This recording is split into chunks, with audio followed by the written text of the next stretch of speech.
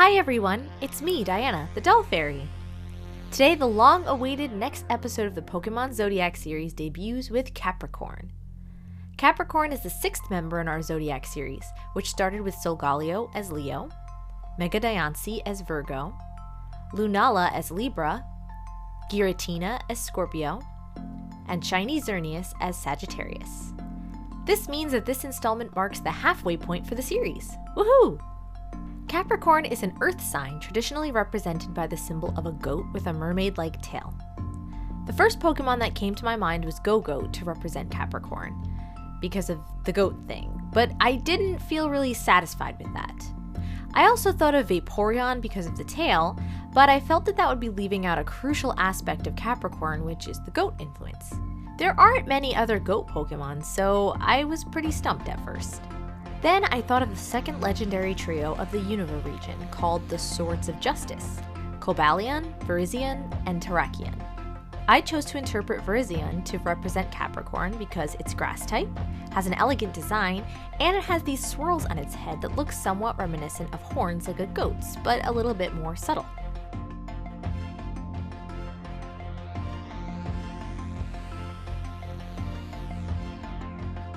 I imagine Virizion as calm and elegant, wise, and also just a tiny bit intimidating with her Japanese-style sword.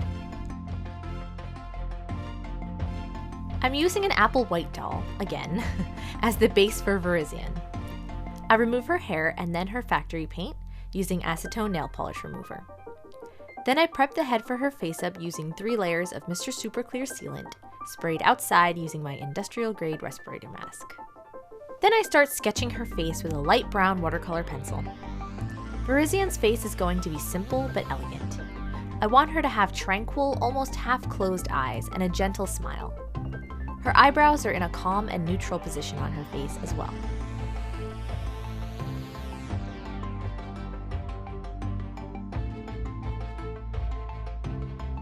For both her eyebrows and her irises, I'm going to create a gradient between red and green, reminiscent of the gradation of colors visible in Virizion's design.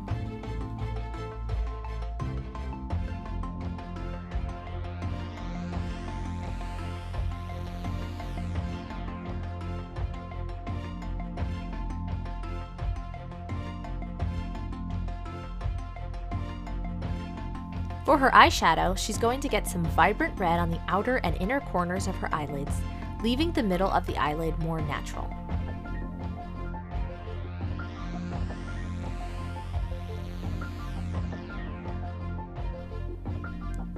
I start to color in the eyes and then I spray another layer of MSC before continuing. Since her face-up will be fairly simple, all the elements are already in place, and now I simply need to build up the colors and make them more vibrant, especially the colors in her eyes.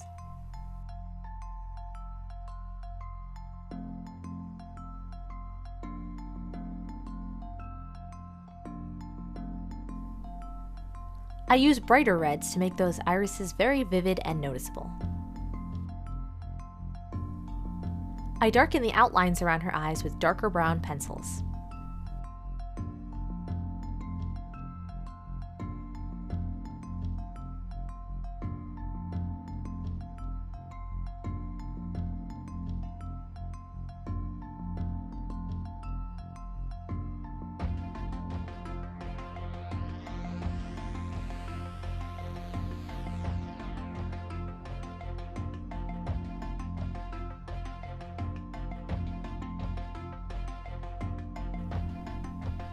For her eyelashes, I'm keeping them simple but elegant. I don't want her to look like she's wearing a ton of eyeliner and mascara like I did for Giratina, for instance. I want her to look very natural and still pretty. Now I have to address her nose. There was some kind of discoloration in the vinyl that wasn't being hidden by the pastels, so I used some acrylic paint to cover it up. As you can see, it did not end up blending in very well because the pastels I used to blend it in didn't stick to the paint the same way that they stuck to the vinyl. I just kind of kept going anyway, choosing to ignore it, hoping it would just go away somehow. I'll see if I can figure out a way to fix it later.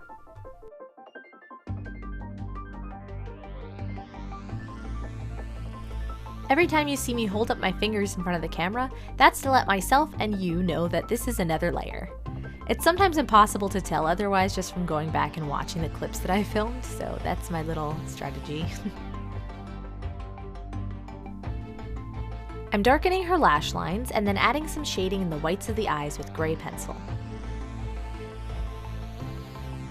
Now to brighten the colors in those eyes again. I also use darker shades this time to create more depth.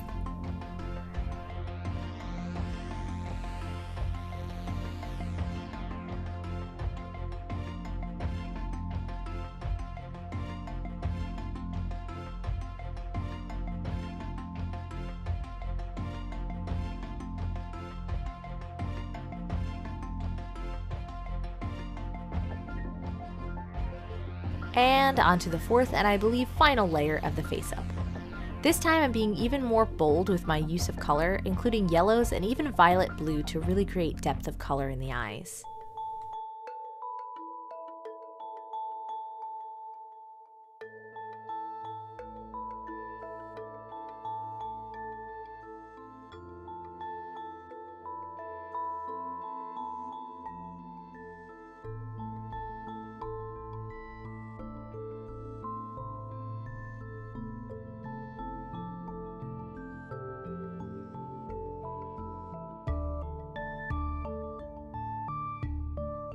Oh, no, actually, believe it or not, still one more layer of color.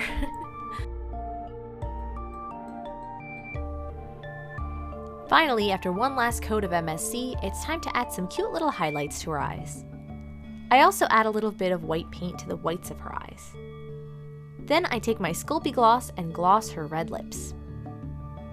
Now that her face is done, let's start on her outfit. I bought these lovely colors in satin for her kimono. This pretty flowery lace to peek out underneath the kimono, and this flower trim for accents.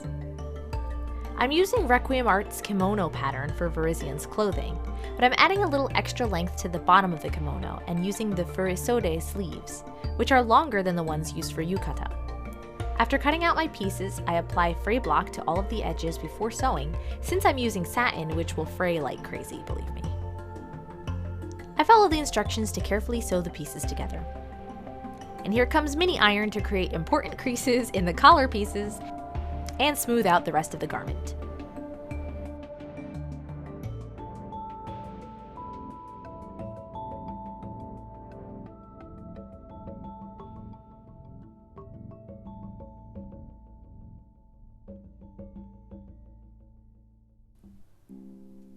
I used the bright red accent fabric for the obi, which stands out so well against the green and the cream colored trim. Next, I want to include this lacy fabric so that it will show underneath and along the bottom of the kimono. In order to give it some extra length, I'm going to gather some of it and then stitch it to some of this cream satin, which will act as a sort of waistband. Then I simply stitch it on underneath. This is a pretty lazy way of doing it, but it works.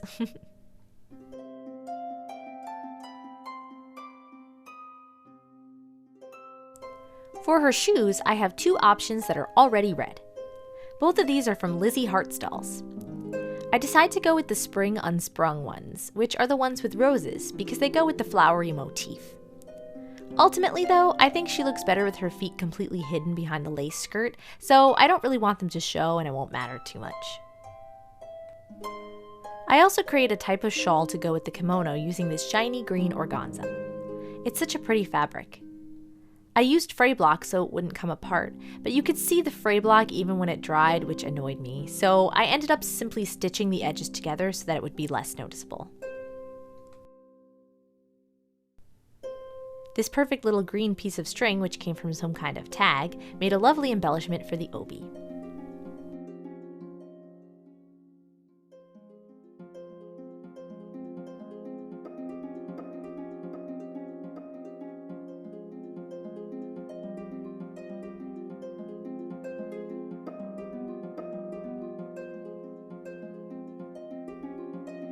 Now to create the horns on her head. I've seen Delightful do this kind of thing so many times that it felt very natural to go ahead and stab some wire into her head to create the armatures for the horns and shape them.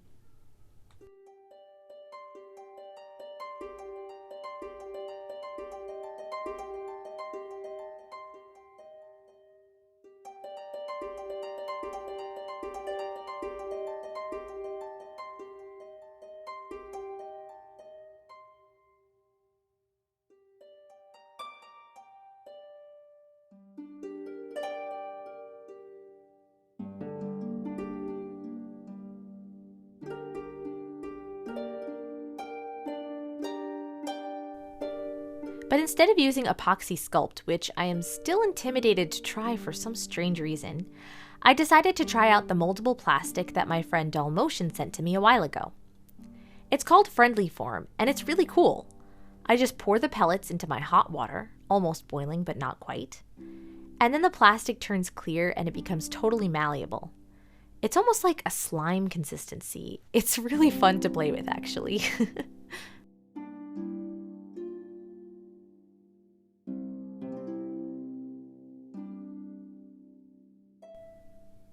I used the Friendly Form to sculpt the horns. I do think using epoxy sculpt would have been a better idea because you have more time to work with it and therefore more control. This stuff can be easily reheated, but it cools down pretty quickly.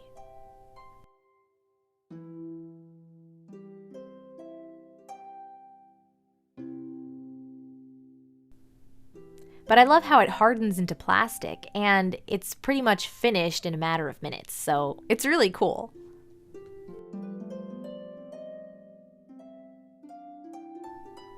Since they're done so quickly, I can go right in with my paint and paint the horns a cream color. Then I mix in some light green to create a gradient toward the ends. I also dry brush a bit of brown paint along the roots of the horns to make them look more realistic. And now we can give her hair. I'll be using yarn again this time. I got this lovely avocado green. I followed Mosekito's tutorials for making my wefts again, cutting the yarn, looping it onto something,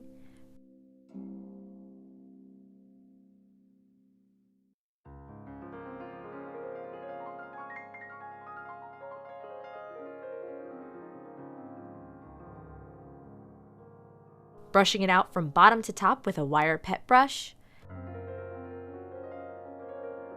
straightening it with a flat iron, the same one I use for my own hair, and gluing the wefts onto plastic with Mod Podge.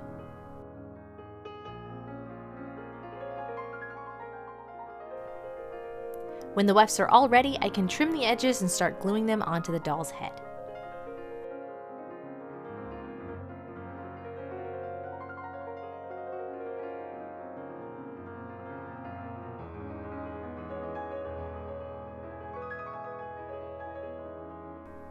Then I remembered to coat the horns with some Liquitex matte varnish before surrounding them with yarn hair.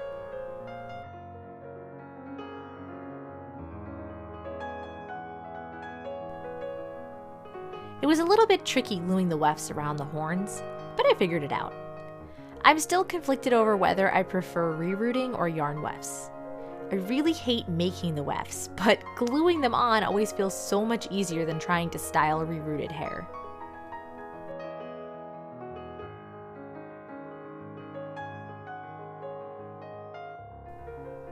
I had initially planned on giving her a short bob, but then I changed my mind when I saw how nice it looked long like this.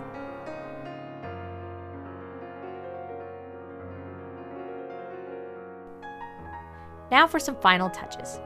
I'm going to make her a Japanese-style sword. Virizion is actually one of the swords of justice in the Unova region, so this makes perfect sense. I use an X-Acto knife to cut my sword from cardboard. I'm going to cover the handle with this thin faux leather cord.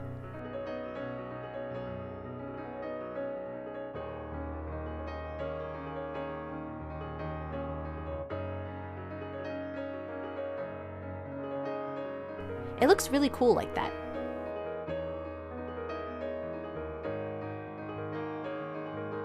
I paint the blade silver and the handguard thing, whatever you call that, gold.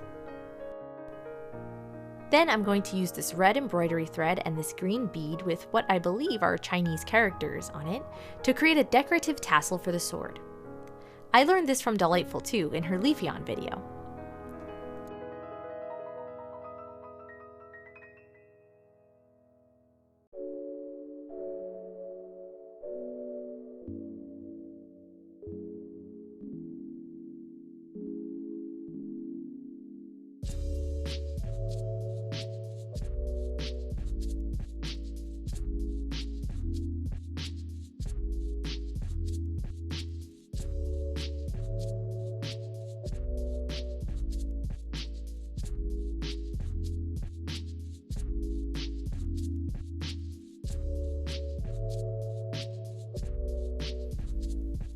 Now to put her together.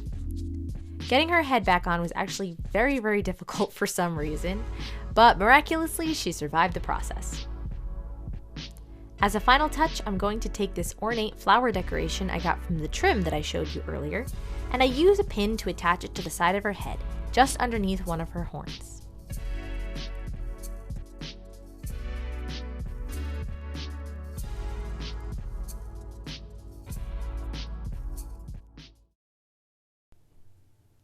Okay, Apple, time for your transformation. Here we go!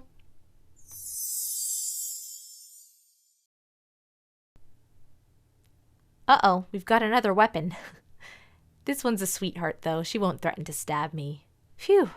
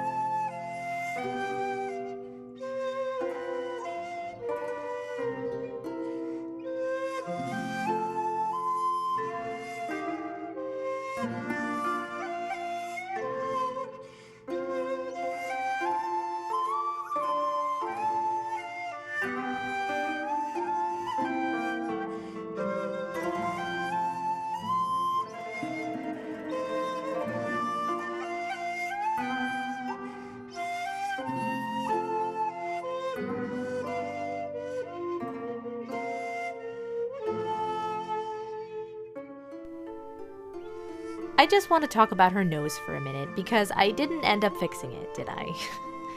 I don't really have a good excuse for this one.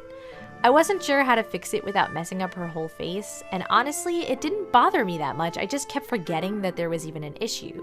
And then I got kind of attached to her face the way it was, and also wanted to get this video out already because it's super late, so I just kind of let it slip past me. I don't know why, but it really doesn't bother me. I think she still looks pretty cute even if she has a slight skin discoloration on her nose. I mean, that's a thing. I love her the way she is, okay? Regardless, I think Virizion ended up being a lot prettier than I expected. I'd been working on her for so long amid other projects that I just kind of wanted to get it over with, but she ended up stealing my heart somehow because I really like her.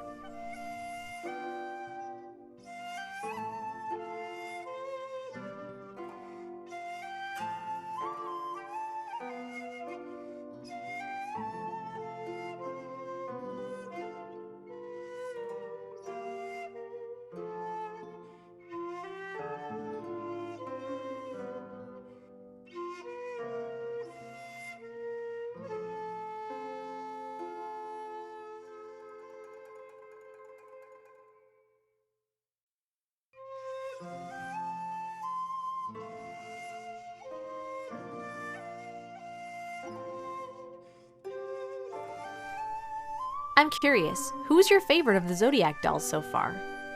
I don't think I can choose a favorite because I made each of them and I love all of them in different ways, but I'm wondering what you guys think.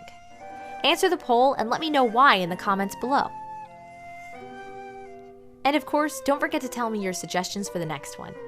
Aquarius is really late, I know, but don't worry, I'm committed to this project no matter how long it takes.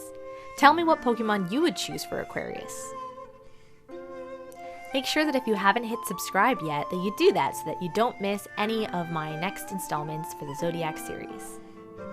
I hope you all had fun watching, and thank you for sticking with me till the end. I'll see you all again very soon for more doll magic. Bye!